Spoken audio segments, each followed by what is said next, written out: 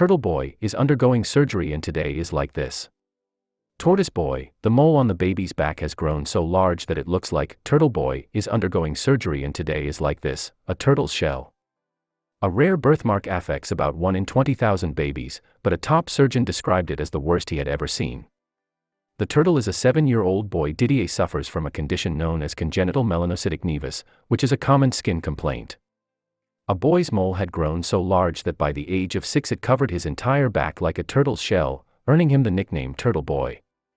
A rare birthmark, a congenital melanocytic nevus, affects about 1 in 20,000 newborns, but a top surgeon called Didier Montalvo's case the worst ever.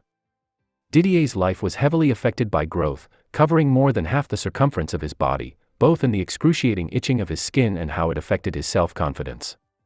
He and his family are shunned by the villagers of his home in rural Colombia in South America, and his mother Luz is even informed that it was her fault for looking at a solar eclipse while pregnant. 7-year-old Didier suffers from a condition known as congenital melanocytic nevus.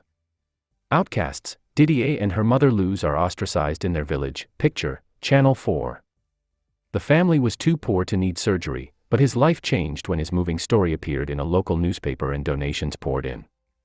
While they are now able to afford the operation, it was by no means obvious that the surgery would change their lives. In fact, it would be painful, dangerous, and complicated. A Channel 4 documentary tonight will see a plastic surgeon from Great Ormond Street Hospital in London visit Colombia to help the team operate. Gosh surgeon Neil Bulstrode has operated on dozens of children with CMN, but never on a single child like Didier. People often have a flatter CMN and are therefore easier to care for and handle. However, that didn't stop Mr. Bulstrode from wanting to help remove the growth, and let Didier give up his Turtle Boy moniker. Mr. Bulstrode added, "When I saw Didier's photos, one of my first feelings was that if we could remove them we would greatly improve his quality of life." Mr. Bulstrode said, "It was great that we were able to pass on our knowledge and our skills, helping to get a great score for Didier." Dr. Veronica Kinsler, a pediatric dermatologist at Gosh, runs a weekly clinic for patients with the condition. She said, "When babies are born, their parents can get very anxious so they know what the signs are. At the weekly clinics we run at Gosh we can provide a diagnosis, check whether the moles themselves are safe and whether the appearance of the skin tells us what other things we might need to check.